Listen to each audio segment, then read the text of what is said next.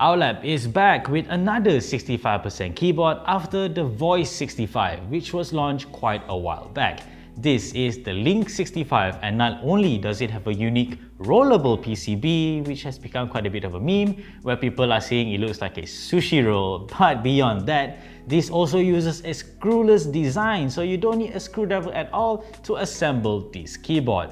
So if you want Owlab's signature talky, marbly, foamy, creamy sound in a 65% form factor, then keep on watching this review of the Link 65.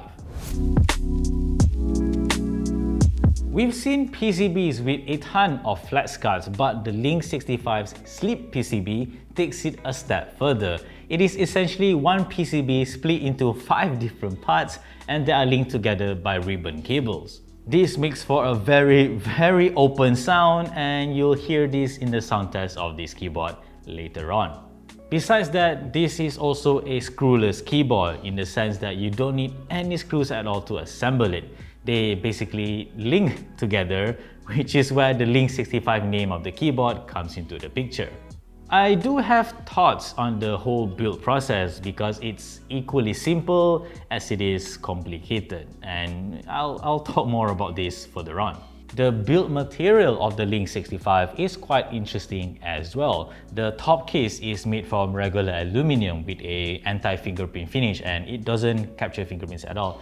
But that's a different case for the bottom stainless steel weight. As you can see, it's really quite a bit stained, and it's a little bit annoying, but this dense metal does make for a unique sound signature in my opinion, and this PVD coated stainless steel trunk, as they call it, also looks very nice and provides a nice contrast. The Link 65 also uses the same soft and very flexible mounting style of the Owlab Spring keyboard, which is called the Spring Mount Plus for the Link 65, because there are a couple of differences. The biggest one is the fact that the rubber knobs are now placed on the plate instead of the leaf spring, so it simplifies the build process. Now, prices. The international sale of the Link 65 unfortunately has already happened, so we'll talk about the Malaysian release of the Link 65. It will be run by Reebok Keyboards, and it starts from 1,779 ringgit to 1,869 ringgit depending on the configuration.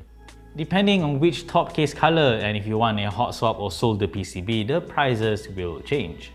Okay, now let's get to the meat of the review with what I like about the Link 65, starting with its sound profile. After all, this is an Owlab keyboard, and Owlab keyboards are known for their talky, marbly, very foamy sound, and I absolutely love it.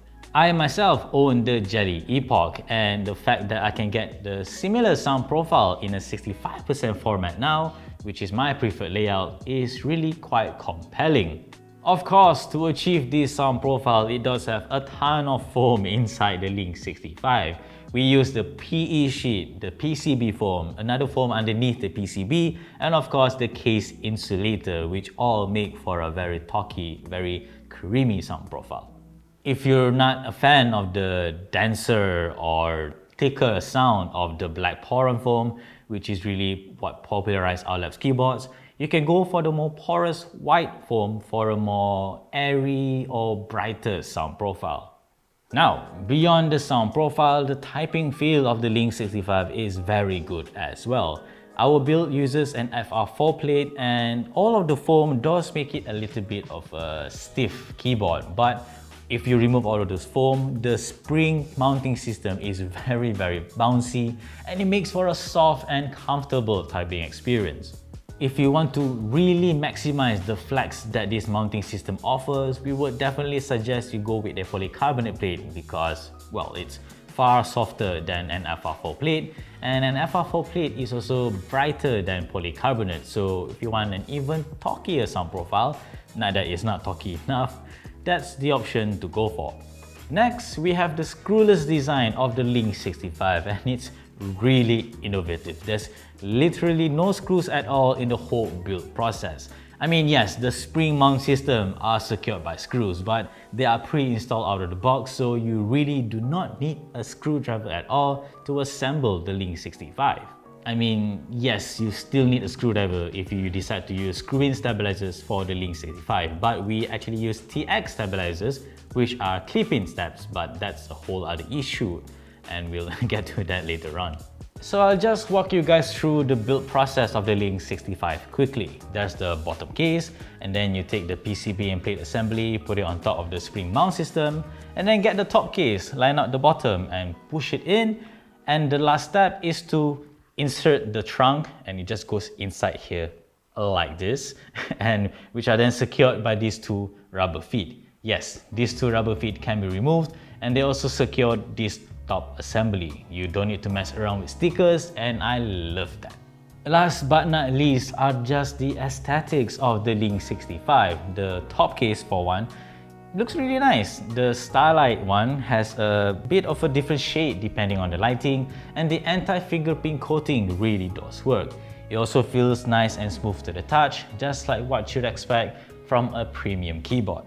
And that is a great segue to what I don't like about the Link 65. Starting with the aesthetics. Yes, the keyboard looks great from the top, but just lift it up and you'll be greeted by these unsightly stains, which are also very hard to get rid of. While I do like the contrast that the PVD coated trunk offers for the keyboard, I don't like the fact that this edge here is very sharp. I'm very sure I can cut someone with this, and there's also the fact that it's equally as fingerprint magnety as the bottom stainless steel weight.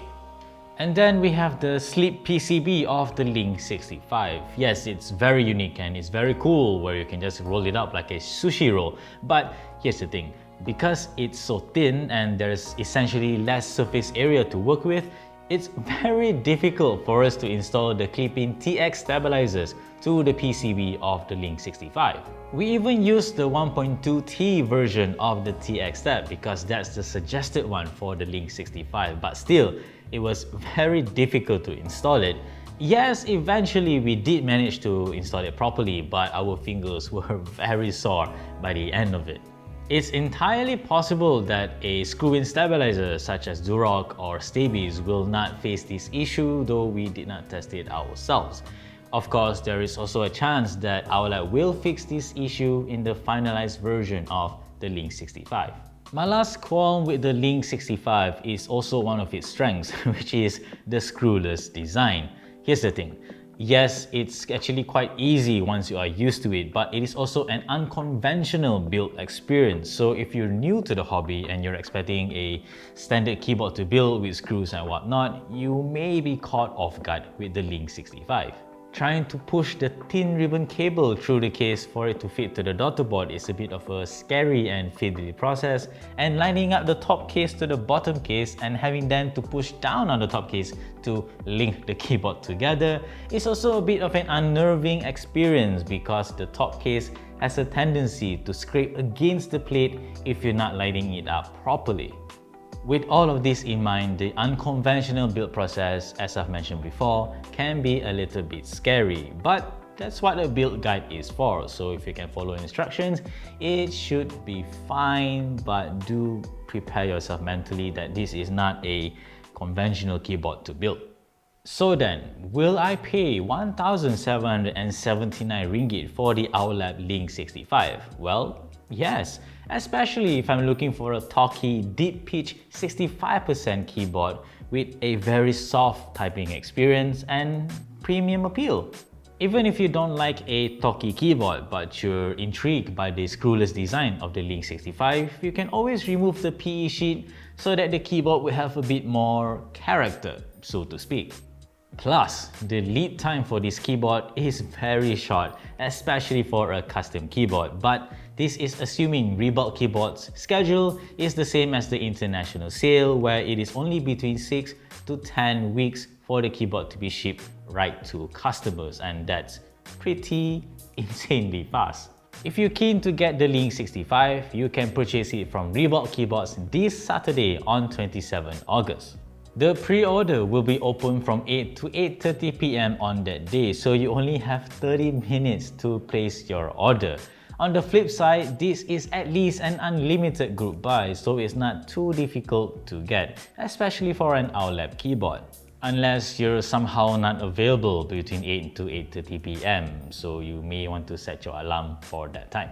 That is it for our review of the Link 65, and we definitely enjoyed reviewing this fantastic keyboard.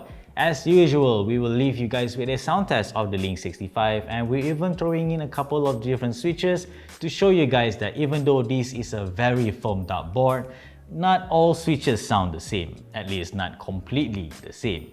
Like this video if you liked it, subscribe to our channel if you haven't already, and always stay tuned for more good stuff to come here on this channel and nextshift.com.